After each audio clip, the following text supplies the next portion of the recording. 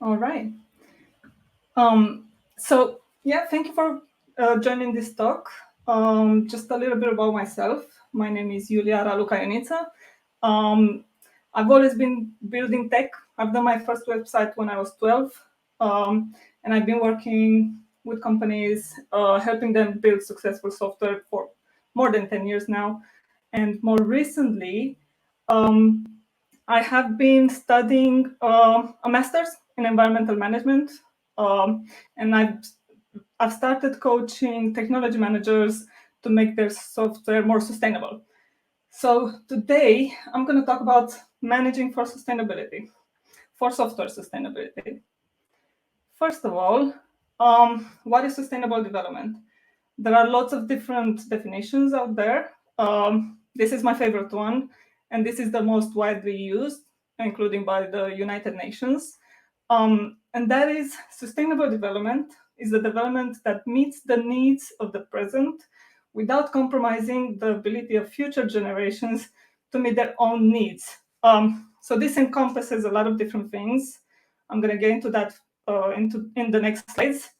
But this definition was coined by Brundtland in 1987 when she was the chair of the World Commission on Environment and Development. And that's when she developed the guiding principles for sustainable development that are still used today uh, by the United Nations and by all the countries that are member states. Um, so most people think that when you talk about sustainability, you talk about environmentalism, but it isn't true sustainability if it doesn't encompass all the three aspects, which are the social, the economic, and also the environmental. Um, that's the only time that harmony can be truly achieved. So environmental sustainability means living within the means of our own natural resources. Social sustainability means the ability to achieve a good social well-being that can be maintained in the long term. And economic sustainability means that you can use resources responsibly and efficiently to consistently produce a profit. So all the three sustainability aspects are needed. If you have only social and economic sustainability, then it is equitable. If you only have social and environmental, then it's bearable. If it's only economic and environmental, then it's viable. But only the three of them make it sustainable. So the United Nations has developed 17 goals. They're called SDGs, Sustainable Development Goals. Um, and they have been developed from that idea. And they are at the heart of the 2030 agenda, which has been adopted by all the UN member states. So let me just quickly go through them. And then I'll go through the ones that apply to software. So they are all for the first one is no poverty. The second one is zero hunger, then good health and well-being, quality education, gender equality, clean water and sanitation, affordable and clean energy, decent work and economic growth, industry, innovation and infrastructure, reduced inequalities, sustainable cities and communities, responsible consumption and production, climate action, life below water, life on land, peace, justice, and strong institutions, and partnerships for the goal. So, nine of them. Oh, can you still hear me?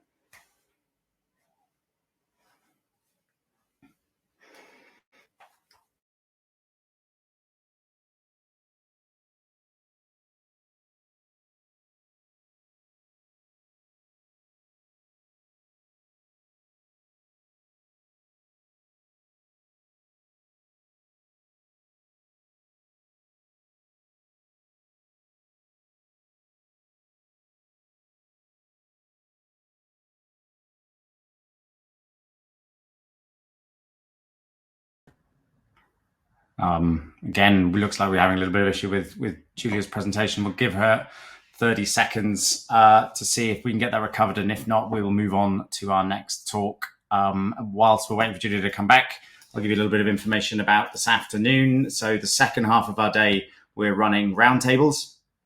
So different format, but again, the content is created by you. And the idea of those sessions, there are 3 streams with 4 of our CTO craft facilitators. And the idea is you pick a roundtable to sit at, and you can contribute, ask questions, talk, listen, and steer that chat any way you want. The facilitators aren't coming with a predefined list of things to talk about. So that's our afternoon. The first 3 sessions of the afternoon are on engineering roadmaps, estimations and predictability, and giving feedback. And I think if you look at the top of the screen, it may actually switch off the stream if you do it, so don't do it now, but it says roundtables at the top. So that's where we'll be this afternoon.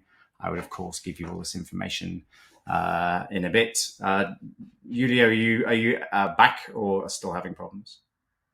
I am back. I'm hopefully Hey, welcome back. Third time lucky. Third time lucky.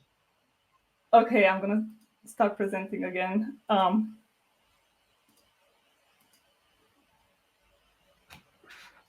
Okay, my presentation stopped, froze here. Can you tell me if this is where you got as well? Okay. You look good. Perfect. Okay.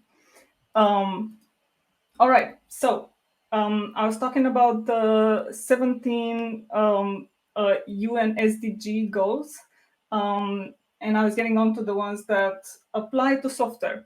So these are 9 of the ones that apply to software applications. Depending on your application, a few more may apply to it,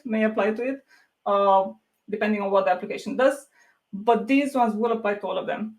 So the first one is no poverty. So making sure that all your employees are paid well, but also making sure that the employees of your suppliers are being paid well. Whatever your suppliers, whatever you buy from your suppliers, be it services or devices, being sustainable is making sure that they are sustainable as well. 3, good health and well-being. So making sure your employees are well, they're healthy, they're not getting burnt out. Gender equality, that's the 5th one. And then ensuring that you hire people of all genders and pay them fair. Ensuring that women and non-binary people are as empowered as men. The 7th SDG is affordable and clean energy. So what software can do is use sustainable hosts, or as sustainable as possible. For example, AWS tells you how much of the energy in your hosts are coming from sustainable sources. And then encouraging the use of sustainable energy at home if your employees are working from home or in the office.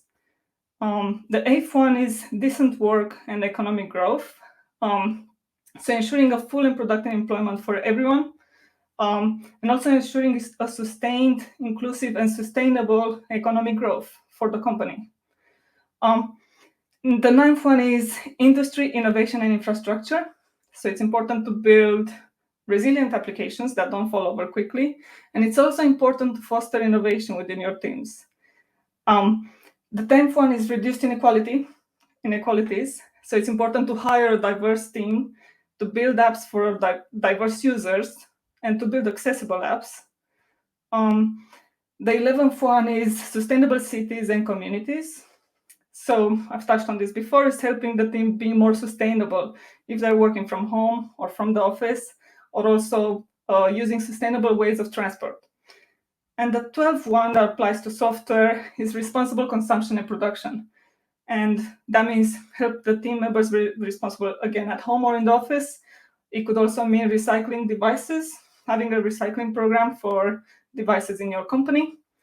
And they should suppliers produce the apps or devices that you use sustainably.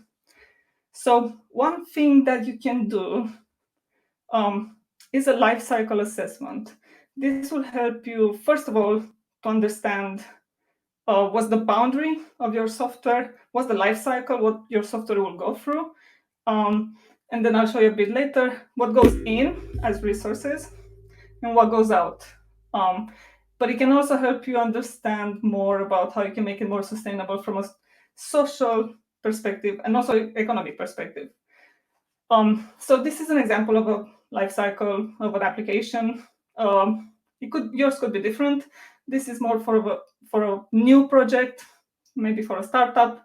So you go from concept to hiring, to doing business analysis, to doing user experience, the graphics design, the user research, front-end development, back-end development, quality assurance, infrastructure, support and maintenance, and then retiring at the end of its life, if it does have an end. So let's look at hiring. What goes in? Maybe a laptop, devices, a phone, applications that you're going to use, electricity, maybe transportation for the person that's hiring to go to an office, or for the people that you're hiring to come to an interview in an office, food, that's a resource as well. And what goes out? So first of all, job descriptions to start with, then ads on job boards, then hires, but also emissions and waste. So how can I make it more sustainable? First of all, making the hiring process simpler, making sure that it doesn't take long to hire the right people. Maybe not having people, also not having people travel for the first interview. Maybe you have several different steps and you just get them to travel at the last one, or maybe not at all. And also writing job descriptions that use inclusive language and that attract a diverse pool of applicants. I'm not sure if you've heard of this before, but for example, women only apply to jobs if they fit 100% of the description. Men, for example, apparently they apply to jobs if they only fit 60% of the description. So taking that in mind would attract, and thinking about how you can phrase your job description can attract a more diverse pool of candidates. Let's look at the next one, business analysis. So what resources goes into that? Again, well, they start with the requirements. Again, they use devices, they use applications, electricity, transportation, food, coffee, tea, pizza. Well, pizza is not food. Joking, it is food. I love it. But what comes out of it? They write specifications, but also, again, emissions and waste. So how can everything be reduced? How can the emissions, the waste be reduced? And how can you make it more sustainable from a social perspective as well? So first of all, they can focus only on the MVP rather than thinking about the entire project from start. They can just focus on the minimum viable product. Second of all, writing very clear acceptance criteria would be really important so it doesn't cause bottlenecks further down the line at development or QA. Even things like including accessibility in the acceptance criteria, so the application will be built with accessibility in mind. Also, including acceptance criteria for testing different types of personas to ensure that the apps are tested for a diverse range of users. So a key take that I want to leave you with is that sustainable means successful. Because if you build a sustainable app, it's going to cater for all the different types of users. It's going to have a healthy team that works well together and is productive. It's going to be profitable. It's not going to use a lot of resources. It's going to be innovative, and it's not going to fall over quickly. So that's my talk. Thank you for having me. Do connect with me. I'm on Twitter and Instagram. On Instagram, I share a lot of funny reels about sustainability. On Twitter, I ramble a lot. On LinkedIn, I share usually something important. So do connect with me on all of them. And hope you have a lovely day.